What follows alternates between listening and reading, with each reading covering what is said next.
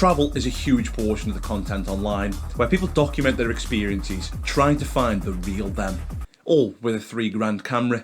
Whether it's gut-rot Indian markets, the Amalfi Coast, or Bolton. But where do you go when you're a wayward young man with an online business and a vlogging camera? Well, clearly, it's Dubai.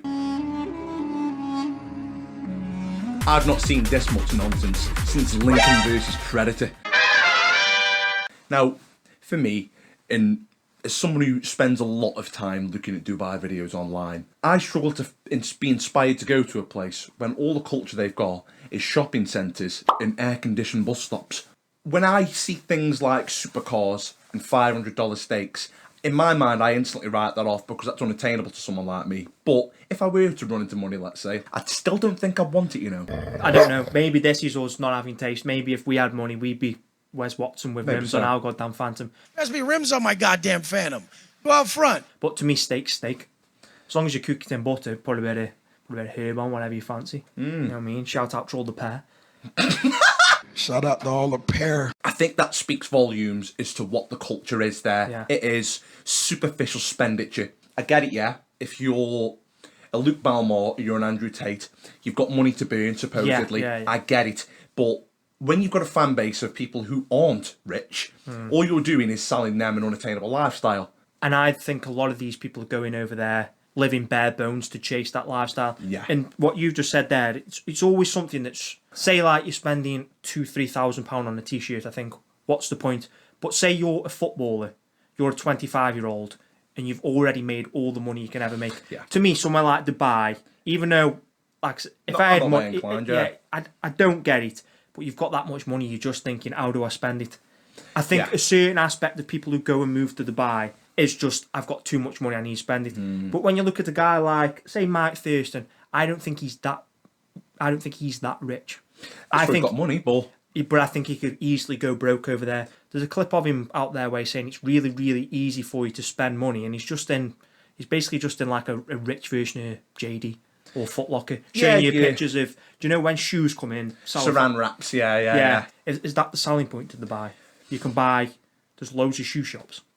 Well, that's the thing. Is that masculinity? Is that the era of masculinity where we all it is. lift weights so you can make money, so you can buy sneakers, so you can sneaker max? Shoe maxing. You can only have one pair at a time. Bro's taking the Nike pill. You know what he's going to do? Because obviously you can only wear one pair of shoes at a time, he's going to say, nah, start wearing them on his hands, running all fours like a dog. A lot of the influencers going over there, and this place was made in the 1960s. If you're one of these money Arab people, and you see free marketing in Andrew Tate's video getting 1 million views saying how good Dubai is, you're going to love that, aren't you? It's going to be free marketing for your country. And all Dubai is, as far as I can work out, is Arabs got a load of money in the 60s. They built Dubai so they had another different stream of revenue.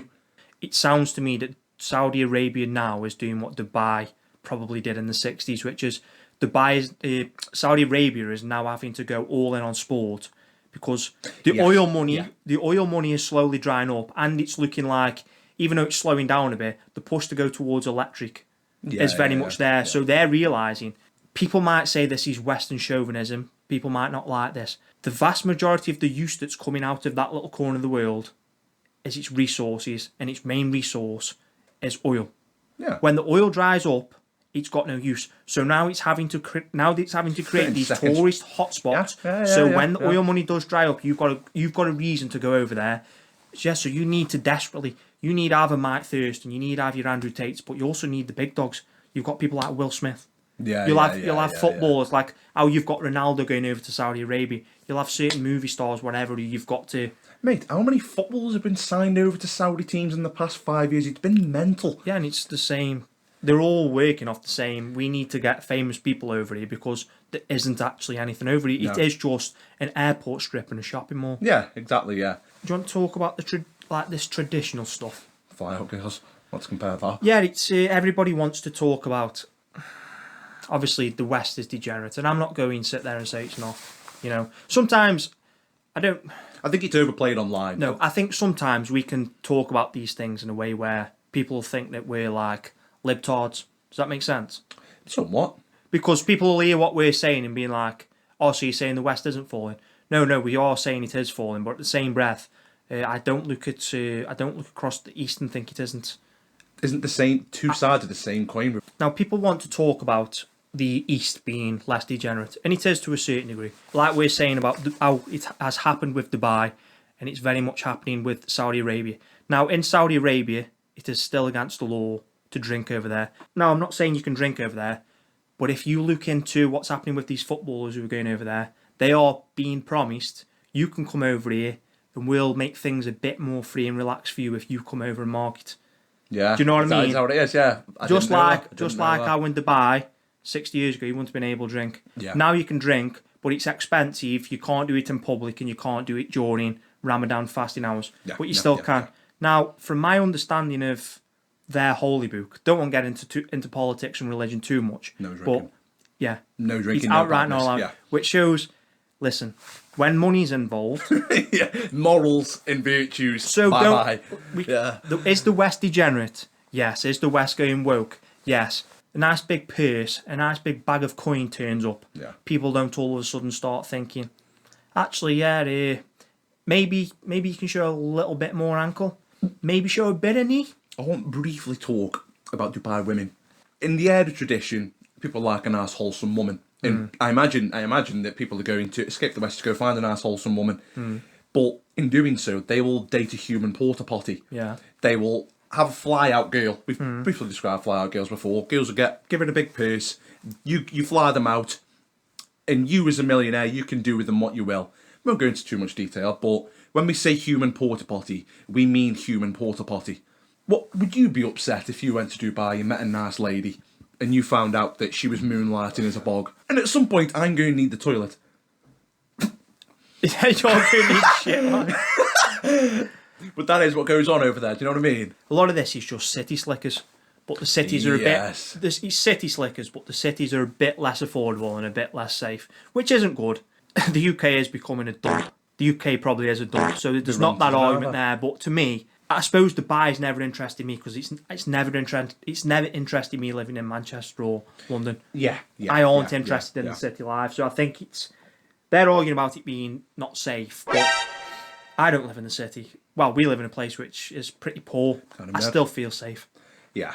I think it's just a case of these city slickers. Yeah, I absolutely unequivocally agree. whether people need God, whether people need some sort of a community, something where people are grounded and rooted to where they are. And a lot of these people, it's just a case of they're not interested in anything around them. They're not interested in anything that isn't self-serving. It's just a case of how do I make money and where's the best place to make money? It's probably Dubai.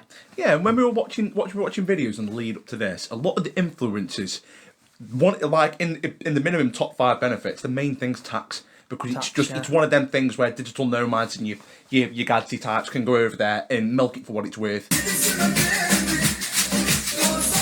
I mean, we all have our self-care routines. Mine just doesn't consist of being slapped with various leaves. Guys, don't be online listening to influencers coping. Don't fall for the fake lifestyles these people lead. And ultimately, anywhere an influencer goes, I'd probably just avoid anyway.